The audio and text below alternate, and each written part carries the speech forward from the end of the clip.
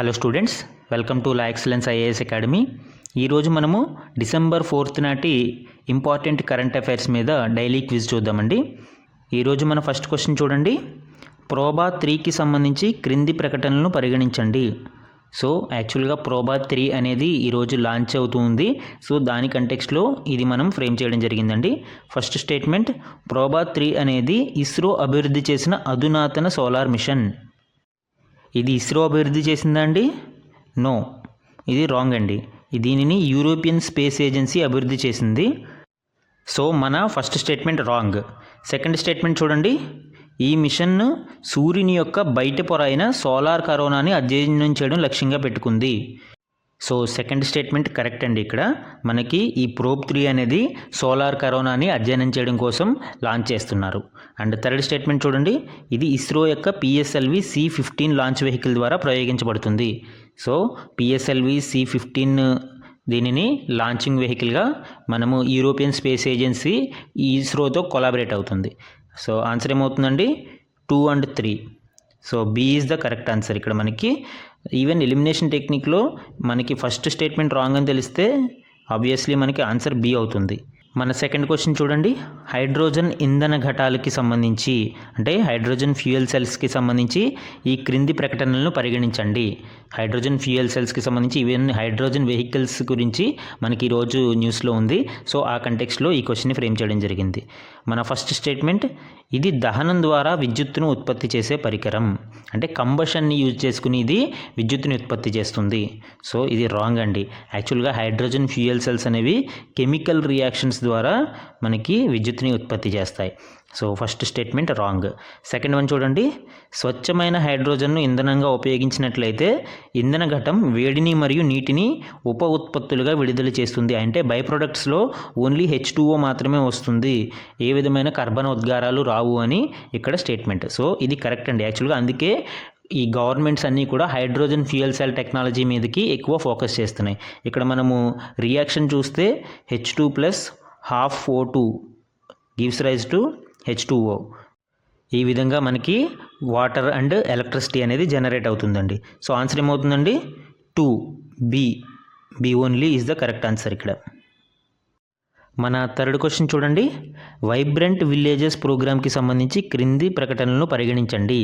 So vibrant village ప్రోగ్రామ్కి సంబంధించిన కొంత డేటా ఈరోజు మనకి ఇవ్వడం జరిగిందండి. ఆ కంటెక్స్ట్లో ఈ క్వశ్చన్ని ఫ్రేమ్ చేశామండి. ఫస్ట్ స్టేట్మెంట్, ఇది 2022-23 నుంచి 2025-26 ఆర్థిక సంవత్సరం వరకు అమలు చేయబడే కేంద్ర ప్రాయోజిత పథకము.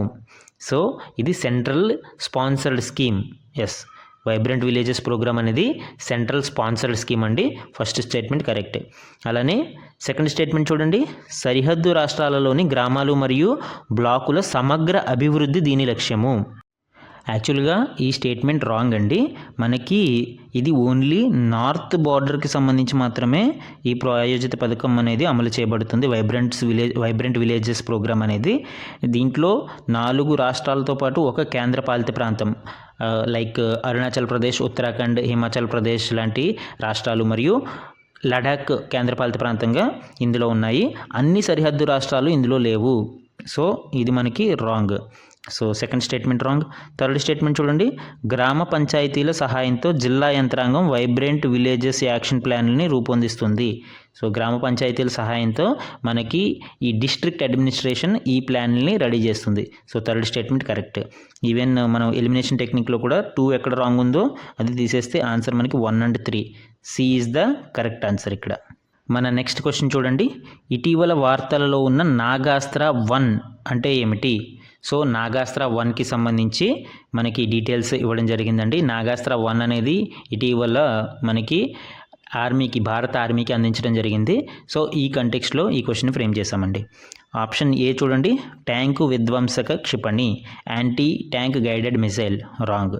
యాక్చువల్గా నాగ్ అనేది anti tank guided missile, not Nagastra. కొంచెం సిమిలర్ నేమ్స్ ఉన్నాయి కాబట్టి కన్ఫ్యూజ్ అయ్యే అవకాశం ఉంది. సో ఏ అనేది wrong. And B hypersonic ballistic క్షిపణి. సో హైపర్సోనిక్ బ్యాలిస్టిక్ క్షిపణి మనకి రీసెంట్గా ప్రయోగం జరిగింది, బట్ అది నాగాస్త్ర కాదు. ఇది కూడా రాంగ్. ఆత్మాహుతి డ్రోన్. ఎస్, యాక్చువల్గా నాగాస్త్ర 1 అనేది ఒక ఆత్మాహుతి డ్రోన్ అండి. దానికి సంబంధించిన డీటెయిల్స్ ఇవాళ క్లాస్ అనాలిసిస్లో చెప్పాను నేను. అండ్ డి చూడండి, supersonic cruise missile. Supersonic cruise missile కూడా కాదు ఇది. సో ఆన్సర్ ఏమవుతుందండి? C is the correct answer. ఈరోజు మన లాస్ట్ క్వశ్చన్ చూడండి. నమో డ్రోన్ దీదీ పథకానికి సంబంధించి క్రింది ప్రకటనలను పరిగణించండి. సో నమో డ్రోన్ దీదీ పథకానికి సంబంధించి మనకి నమో డ్రోన్ దీదీ పథకానికి యొక్క డేటా అనేది ఈరోజు ఇవ్వడం జరిగింది. ఏపీకి ఎన్ని ఇచ్చారు, తెలంగాణకి ఎన్ని ఇచ్చారు అనేది. సో ఆ కంటెక్స్లో ఈ క్వశ్చన్ ఫ్రేమ్ చేసామండి. ఫస్ట్ స్టేట్మెంట్, పురుగు మందులు పిచికారీ చేయడం వంటి వ్యవసాయ అవసరాల కోసం రైతులకు డ్రోన్లను అందించడం ఈ పథకం లక్ష్యం. సో యాక్చువల్గా పురుగు మందు పిచికారీలు చేయడం కోసం రైతులకు డ్రోన్లు అందిస్తారు, బట్ దాని లక్ష్యం ఇది కాదు. Empowering women self help groups అనేది నమో డ్రోన్ దీదీ పథకం యొక్క లక్ష్యం అండి. ఈ పథకంలో భాగంగా సెల్ఫ్ హెల్ప్ గ్రూప్స్కి ఈ డ్రోన్స్ని సబ్సిడీ రేట్ల మీద అందిస్తారండి. సో ఈ సెల్ఫ్ హెల్ప్ గ్రూప్స్కి సబ్సిడీ రేట్లతో డ్రోన్లని అందిస్తారు. ఆ డ్రోన్లని వీళ్ళు రైతులకి రెంట్కి ఇస్తారు. సో దాని లక్ష్యం ఏంటి? Empowering women self help groups అనేది నమో డ్రోన్ దీదీ పథకం యొక్క లక్ష్యం. కాబట్టి ఫస్ట్ స్టేట్మెంట్ రాంగ్. ఇది ఇటీవల వ్యవసాయ అండ్ రైతుల సంక్షేమ మంత్రిత్వ శాఖ ద్వారా ప్రారంభించబడింది.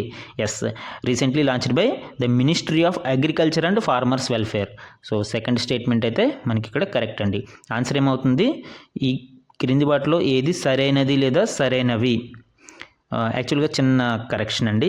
ఇంగ్లీష్లో నేను ఇన్కరెక్ట్ అని అడిగాను, తెలుగులో అయితే ఇక్కడ నేను మార్చడం మర్చిపోయాను.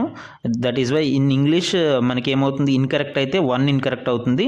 బట్ ఇన్ తెలుగు మనకి కరెక్ట్ స్టేట్మెంట్ నేను ఇక్కడ దీన్ని చేంజ్ చేయడం మర్చిపోయాను కాబట్టి సెకండ్ అనేది కరెక్ట్ అవుతుంది.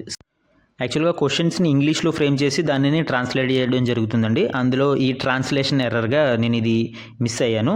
సో యాక్చువల్గా కాన్సెప్ట్ అర్థమైంది కాబట్టి ఇక్కడ తెలుగులో మనకి కరెక్ట్ స్టేట్మెంట్ అయితే 2, ఇన్కరెక్ట్ స్టేట్మెంట్ అయితే 1. అది గుర్తుపెట్టుకోండి. Thank you very much. ఇది మనకి ఈరోజు ఈనాడు కరెంట్ అఫైర్స్లోని ఇంపార్టెంట్ కరెంట్ అఫైర్స్ మీద డైలీ క్విజ్ అండి. Thank you.